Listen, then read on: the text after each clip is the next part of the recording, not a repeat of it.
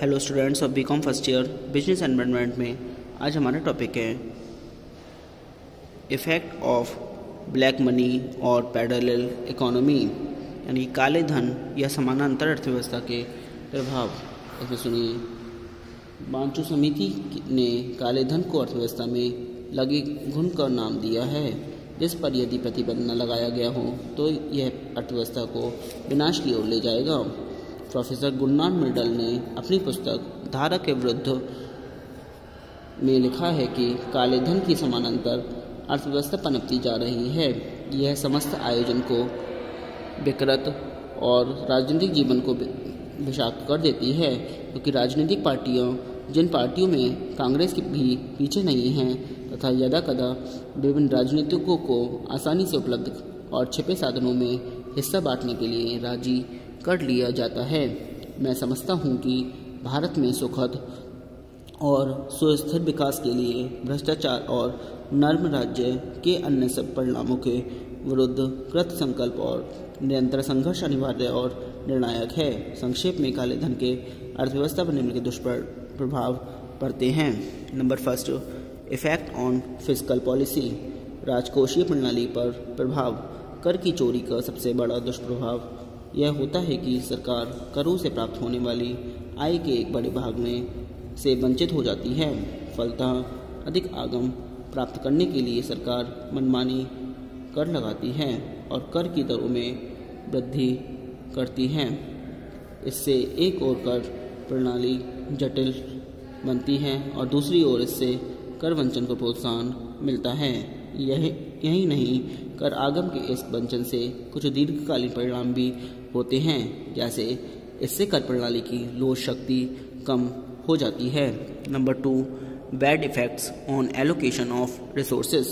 साधनों के वितरण पर बुरा प्रभाव। काले धन से न केवल सरकार को आय की हानि होती है, बल्कि इससे अर्थव्यवस्था में साधनों के आवंटन या वितरण पर भी बुरा प्रभाव पड़ता है। इसके कारण मुद्रा का अपव्यय होने लगता है। काले धन से विलासिता की वस्तुओं के उपभोग में वृद्धि होती है। बड़ी मात्रा में वित्तीय साधनों का उपयोग अनुत्पादक कार्यों में होने लगता है।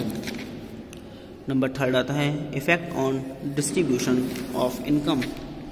आय के वितरण पर प्रभाव। सार्वजनिक वित्त एवं नीति के राष्ट्रीय संस्थान द्वारा बताया गया है कि जिन लोगों के पास काले धन का अधिक भाग विद्यमान है, वे उतनी ही अधिक मात्रा में अपनी सही आय को छुपाने का प्रयास करते हैं। प्रगतिशील कर प्रणाली में अधिक आय पर अधिक कर आरोपित होता है, इसलिए धनी लोग अधिक मात्रा में कर वंचन करके काला धन जमा करने में सफल हो जाते हैं। धनी लोग कर वंचन करके इस काली आय का उपयोग गैरकानूनी व्यवस्थाओं में करते हैं, जिससे और अधिक काले धन का सृजन होता है। काले धन से आय का वितरण और अधिक असमान हो जाता है। काले धन के कारण ही ईमानदार करदाताओं को बेईमान करदाताओं द्वारा त्यागे गए कर भार को वहन करना पड़ता है, परंतु यह कहना बहुत कठिन होता है कि काले धन के कारण आय के वितरण पर कितनी मात्रा में प्रभाव पड़ता है। नंबर 4 आता है डिफ़िकल्टीज इन इम्प्लीमेंशन ऑफ मॉनेटरी। मौद्रिक नीति के क्रियान्वयन में कठिनाई। काली मुद्रा की उपलब्धता के कारण मौद्रिक अधिकारियों को अर्थव्यवस्था में मुद्रा के नियंत्रण में अनेक कठिनाइयों का सामना करना पड़ता है। हमारी अर्थव्यवस्था में अत्यधिक काला धन विद्यमान होने के कारण मौद्रिक अधिकारियों के लिए गुणात्मक साख नियंत्रण के उपायों को लागू करना भी कठिन हो जाता है, जिसके कारण कम उपयोगी कार्यों से अधिक उपयोगी कार्यों तथा विभिन्न उपयोगों में साख का प्रभाव संभव नहीं हो पाता। वस्तुतः काला धन मौद्रिक अधिकारियों की मुद्रास्फीति विरोधी नीति को क्रियान्वित करने में अनेक बाधाएं प्रस्तुत करता है। R.L. चुप के अनुसार काली तरलता वित्त का वैकल्पिक स्रोत बनकर मौद्रिक अधिकारियों की साख राशनिंग नीतियों के साथ टकराव उत्पन्न करती है। नंबर 5 आता है transfer of funds in foreign countries. Bharat के बाहर कोषों का स्थानांतरण। इसके लिए निर्यातों का मूल्य कम लिया जाता है व आयातों का मूल्य अधिक दिया जाता है। नंबर 6 आता है वेस्टफुल यूज़ ऑफ मनी, यानी धन का अपव्ययी उपयोग। समानांतर अर्थव्यवस्था में धन का अव्ययी उपभोग होता है। इसका अर्थ है कि फिजूल खर्ची बढ़ती है और धन अनुत्पादक कार्यों की ओर खिसक जाता है, जिसे उत्पादक कार्यों में लगाकर देश का कल्याण किया जा सकता था। इस प्रकार देश का विकास धीमा हो जाता है। Number 7, wrong informations of economy. अर्थव्यवस्था के संबंध में गलत सूचनाएं। भारत में काले धन का आकार निरंतर बढ़ता जा रहा है, जिसके कारण इसे समानांतर अर्थव्यवस्था की संज्ञा दी जाती है। चूँकि यह धन आर्थिक नीति के दायरे में नहीं आता, इसलिए इस धन के कारण अर्थव्यवस्था की सही स्थिति की जानकारी प्राप्त नहीं हो पाती। बड़ी मात्रा में काले धन की उपलब्धता के कारण राष्ट्रीय आय के अनुभवों, आय के वितरण, राष्ट्रीय उपभोग, राष्ट्रीय बचत आदि के संबंध में सही अनुमान लगाना कठिन हो गया है। सार्वजनिक और निजी क्षेत्र में विनियोग के आंकड़े भी शंका की दृष्टि से देखे जाते हैं। चूँकि आर्थिक नियोजन समष्टिगत निर्देशकों पर आधारित होते हैं, परंतु इन निर्देशकों में काले धन पर कोई विचार नहीं किया जाता, इसलिए आर्थिक नियोजन अपना महत्व खो बैठता है और आर्थिक निर्णय अर्थहीन हो जाते हैं। अब आते हैं efforts to solve the problem. समस्या के समाधान के सरकारी प्रयास। काले धन की समस्या को नियंत्रित करने के लिए सरकार द्वारा उठाए गए विभिन्न उपाय संक्षेप में निम्नलिखित हैं। नंबर 1, चीकिंग टैक्स एवेशन, कर की चोरी को रोकना।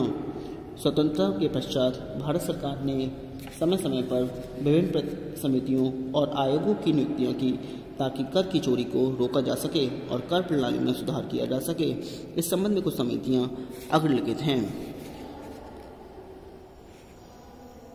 प्रशासनिक सुधार समिति 1969, प्रत्यक्ष कर जांच समिति 1971, कैलकर कर सुधार समिति 2002। इन समितियों के परामर्श के आधार पर सरकार ने करों की चोरी रोकने के लिए निम्न कदम उठाए हैं। 1992 से निरंतर करों की दरों में और कर के भार में कमी की गई है। कर नियमों और कर प्रतिक्रिया का सरलीकरण किया गया है। अब नंबर 2 आता है डेमोनेटाइजेशन, विमुद्रीकरण। अधिक मूल्य वाली मुद्रा का भारत में 2 बार विमुद्रीकरण किया गया है, पहले 1964 में और दूसरा 1978 में। जनता सरकार ने 1000 रुपये के नोटों का विमुद्रीकरण किया था, लेकिन इससे कोई लाभ नहीं पहुंचा। विमुद्रीकरण के परिणाम स्वरूप केवल 29 करोड़ रुपए मूल्य की मुद्रा चलन से बाहर जा चुकी है। यह कुल काले धन का एक बहुत ही छोटा भाग है। नंबर 3 आता है वॉलंटरी डिस्क्लोजर प्लान, स्वेच्छा प्रकटन योजना। इस योजना का उपयोग काले धन को बाहर निकालने के लिए 1951, 1956, 1966, 1975 और 1997 में किया गया। इसके अंतर्गत स्वेच्छा से घोषित आय पर करों में रियायतें व अन्य प्रकार की सजाओं व हर्जानों से मुक्ति देने का वायदा किया था। इस योजना से 1997 में 33,000 करोड़ रुपए की अघोषित राशि प्रकाश में आई है। नंबर 4 है स्पेशल बेयरर बॉन्ड, यानी कि विशिष्ट धारक बॉन्ड।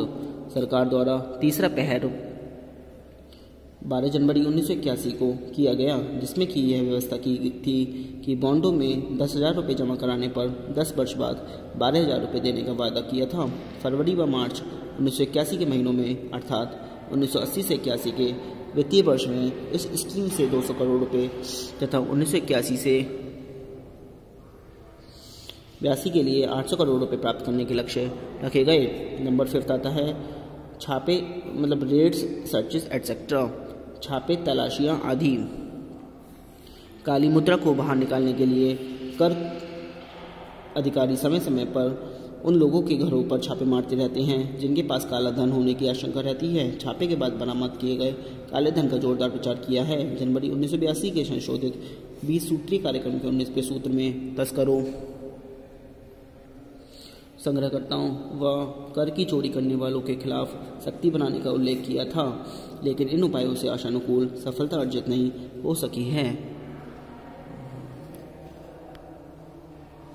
नंबर 6 आता है नॉन रेजिडेंट इन्वेस्टमेंट स्कीम, अनिवासी विनियोग योजना। यह योजना विदेशों में रह रहे अनिवासी भारतीयों के लिए थी। इस योजना के अंतर्गत अनिवासी भारतीय अपने देश को विदेशों से भारत में भेज सकते हैं। इस योजना ने अनिवासी भारतीयों के पास भारत के बाहर रखे काले धन को भारत में आकर्षित किया। नंबर 7 आता है मनी लॉन्ड्रिंग प्रिवेंशन एक्ट 2002। इसमें सुनिए, यानी मनी लॉन्ड्रिंग प्रिवेंशन एक्ट 2002 में बनाए गए इस कानून में 2005, 2009 और 2011 में संशोधन भी किया गया है। और गैर कानूनी तरीके से अर्जित पैसे को देश में लाने की प्रक्रिया को मनी लॉन्ड्रिंग कहा जाता है। इस अधिनियम का उद्देश्य मनी लॉन्ड्रिंग को रोकना, इसके जरिए हासिल संपत्ति को जब्त करना और इससे संबंधित मनी लॉन्ड्रिंग से जुड़े किसी भी दूसरे मुद्दे को हल करना है।